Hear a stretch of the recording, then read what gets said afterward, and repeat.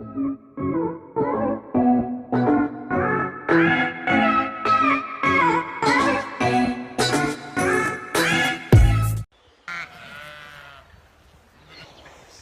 à tous.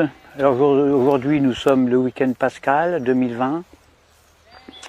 Vous voyez, c'est le printemps, là il y a les cerisiers qui sont en fleurs, les pissenlits, c'est super beau, il y a du jaune. Le jaune c'est super. Hein. Alors je me présente d'abord, je suis berger. Je possède des milliers et des milliers de moutons qui m'obéissent au doigt et à l'œil, et aussi à la baguette. Mon rôle de bon pasteur est de les protéger avec amour. Donc je les nourris bien, j'en prends soin. Un mouton, parce que je sais qu'un mouton bien élevé, élevé avec amour, eh bien c'est l'assurance d'obtenir une laine soyeuse, de qualité, et une viande fondante d'un goût incomparable. Ça c'est certain, moi j'aime mes moutons. Alors pourquoi mes moutons sont heureux, mais vraiment heureux quand je les tonds? Pourquoi est-ce qu'ils ne réagissent pas? Pourquoi est-ce qu'ils ne réagissent pas quand je les vaccine, quand je les sacrifie sur l'autel de la gastronomie?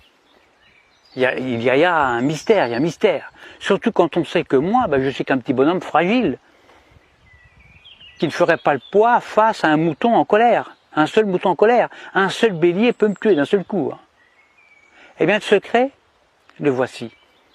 Pour qu'un troupeau de milliers de moutons soit docile, soumis, obéissant, eh bien, il suffit de jouer soit sur la peur, soit sur leurs besoins de sécurité.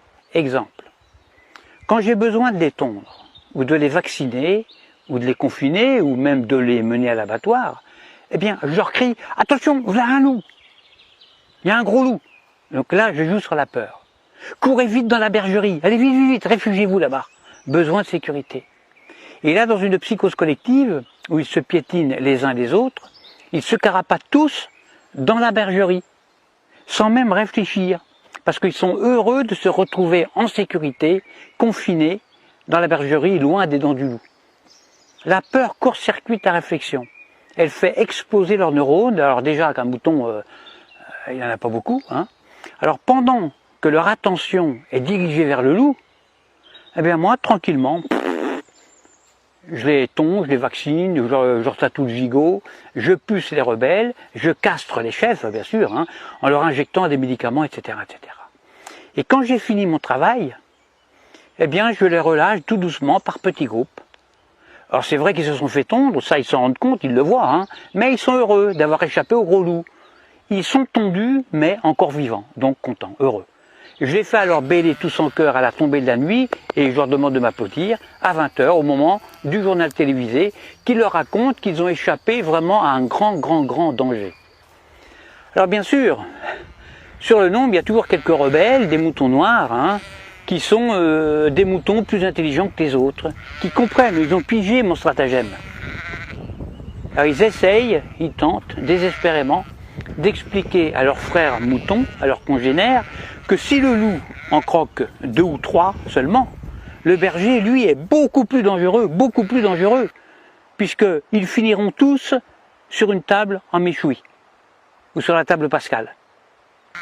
Alors il faut les gérer, ces moutons noirs, qui ne veulent pas rentrer dans la bergerie, parce que ce sont des rebelles, ce sont des esprits libres. Alors à ceux-là, soit je leur montre mon bâton, soit je les fais mordre par mon chien. Or le mieux c'est d'égorger un seul mouton noir devant les autres. Alors ça c'est super efficace ça. Pour un seul de sacrifier, j'en terrorise des milliers qui deviennent mais alors doux comme des agneaux. J'en tue un et j'en soumets des milliers. C'est comme ça qu'on étouffe la moindre velléité de révolte. Alors il y a de nombreux hommes politiques qui viennent me demander de les coacher. Alors que moi je ne suis qu'un simple berger, je suis qu'un pauvre berger, hein. Mais s'ils me le demandent, c'est justement parce qu'on peut utiliser ces méthodes, les méthodes de berger, chez des humains. En effet, la différence entre le comportement des moutons et celui des humains, eh bien c'est que justement il n'y a aucune différence. C'est ça le secret. Le secret est là, il n'est pas ailleurs.